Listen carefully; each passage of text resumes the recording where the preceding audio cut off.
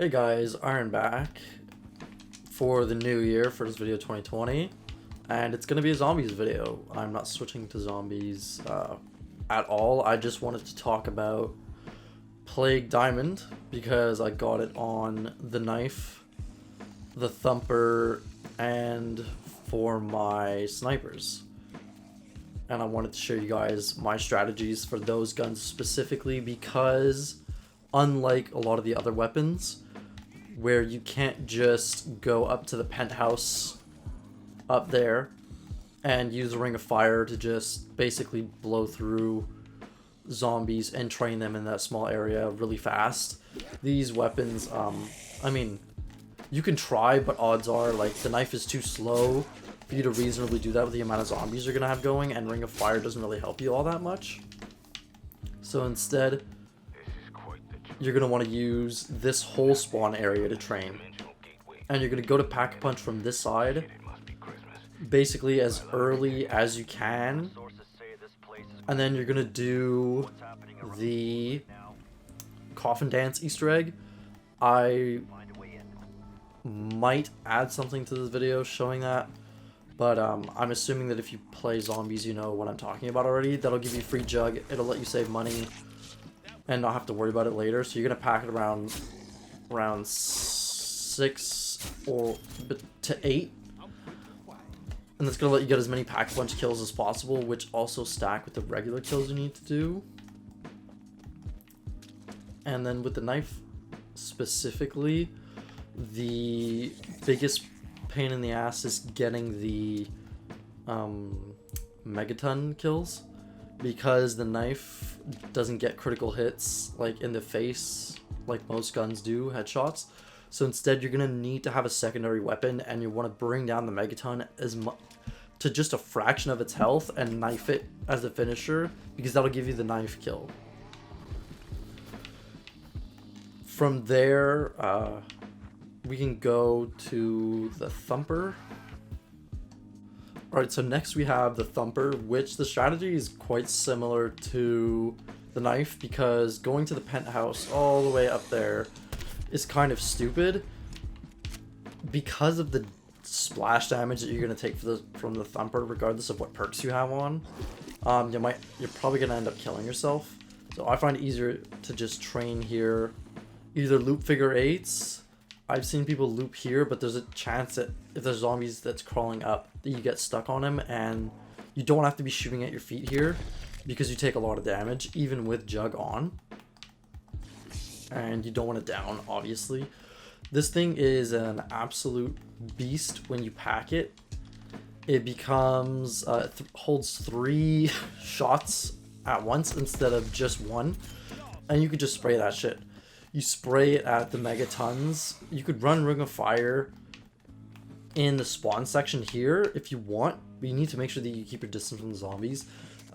This wasn't really hard to do, unlike the knife, where the biggest challenge was the megatons and 20 kills without dying. This, to get the 20 kills without getting hit, you're just gonna horde zombies, keep your distance, knock a group from far. At the higher rounds, you're gonna have to make sure that you shoot at least 2 to 3 times into the group you just shot at, because otherwise they're gonna get back up. And even in the lower rounds, if you don't have it packed, you need to do the same thing with it because it's quite weak. But other than that, really not that hard to get. And Plague Diamond looks great, but really I'm just doing this to get Dark Matter eventually, because I don't want to have to do it in multiplayer because of the way they have the camo challenges set up. Just doesn't seem like it's worth my time. I'd rather just mindlessly loot zombies, which is my biggest gripe with the zombie challenges in this game. It's like you need 2,500 kills and critical kills and Pack-a-Punch kills, which just takes up a lot of time. Like, you end up finishing a lot of the other challenges way before those ones, which sucks. And here what I was talking about, the low damage. Look, it's round 2. And the other challenge with this is kill 5 of them in one shot. You basically just need to get up a really tight swarm, shoot at the feet, when you have it pack-a-punch, this should be pretty easy. Or you make sure you knock him once, hit him again. And then we'll move on to the snipers, and after that I'll show my class setup for the snipers. And I'll eventually be making more videos for this type of the other gun classes that I get done, like general best class setups and strats. Alright, and for the last class setup we have our snipers, which all have the same strategy. And with this strategy, the easiest one to do is going to be the Barrett, surprisingly, because of the fire rate. It's nothing complicated for the most part. You're just going to be training in the same open area as before, because I personally find the penthouse strat more risky and unnecessary to do, because you're going to be too worried about not getting hit and downing as opposed to like taking your time with headshots. Whereas here you can easily just keep your distance or hoard them in the middle here, and then make sure you got a clear arrow, clear line of sight. Take your shot. You can usually pop 3 heads at once you're in the higher rounds. Same strategy as the knife. Make sure that you go pack-a-punch before you get any perks. If you're experienced enough, it shouldn't be a problem. And then get pack from the then get Juggernog from Coffin Dance Easter egg. And these snipers are absolute beasts at taking out the megatons, so that's not an issue. Basically, they're just a grind for time and kills, because I can't think of a single challenge that was particularly difficult with these. They're pretty easy to use, they just take a lot of time. And then headshots, just like every other gun class, prioritize getting deadshot daiquiri as soon as possible to get those critical kills out of the way. And right after this I'll be showing you my class setup for each, as well as what plate diamond looks like on the other snipers, because I showed that I have it on every other gun.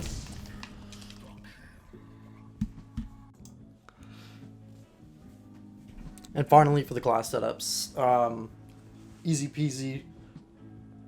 I put Aether Shroud on all my classes that I'm not using a Ring of Fire on, so it's going to be the Thumper here, you can't put any attachments. Same thing for the knife, can't put any attachments. So let's go through the snipers. Here it's Frost Blast, what it's supposed to be. Aether Shroud. We've got the 3x scope, which I keep on all my snipers because I personally find that it's the most accurate for zombies without having a high magnification, which is going to make it harder to shoot enemies up close precisely. So that's why we keep on the 3x, but that should be just about the same as if you kept it 4x or 2x. I just like the 3x better. Tiger Team, 26.5 inch. Reload quickness, increased damage is really good. We don't mind that the ammo capacity gets decreased really at all, because we're going to be running a bigger mag. We need higher bullet velocity, which helps, but it's not really a big deal. The fire rate is also really important, because you want to be able to spam those shots. The mounted flashlight is for increased salvage drop rate, because you want to be getting as much salvage as possible to upgrade your gun's damage. And everything else that increases the salvage up rate at some point also has detriments, like the Tiger Team at losing sprint to fire time, which actually makes a difference when you've got hordes that are running at you. So you want to run just the mounted flashlight, in my opinion. Then you're going to run the Salvo 9-round mag, because it decreases your ADS, but you've got things to counter that, and the ADS is an absolute key in zombies, so you're able to afford to run the biggest mag. Airborne Elastic increases aim outside time, which helps counter the 9-round mag slowed ADS. And then finally, the Marathon Stock, going to give you increased sprint to fire time, which is really important. And you want to run this instead of the Raider Pad, because the Raider Pad decreases your hip fire accuracy twice as much as would the Marathon Stock, which doesn't seem that important, but if you want to be able to take some hip fire shots, you're gonna want the one that's more accurate. So most of these attachments I use on the other snipers as well, except for the Barrett, which you use a Tiger team, but it doesn't have the same stats on every single sniper. Same flashlight, same speed round, same handle, and then it's a CQB pad instead of the Marathon stock, because Marathon does something different on the Barrett. And then finally for the Tundra, if you don't use it as your starting gun, you can buy the one off the wall, which is purple, which ends up saving you a lot of salvage and could be helpful in later rounds too. Let's say you just finished another gun, you could go buy the Tundra on the wall, get working on that one right away. But the attachments are a little iffy on it. But instead, my starting class setup is the 3x.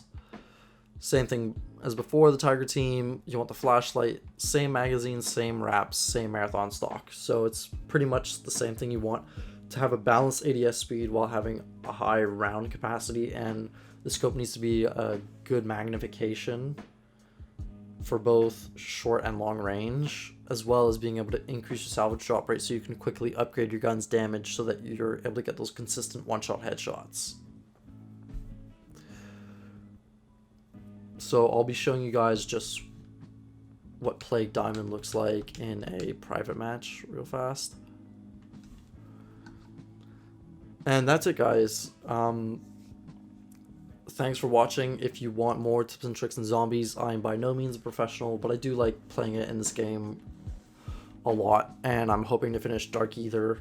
I'm not going to give myself a time period to do it because I do still love hitting clips, and it's kind of mind-numbing to have to play zombies for like 2 hours plus to get a gun done, and then doing it in short bursts is a pain in the ass because you get more done the higher round you go.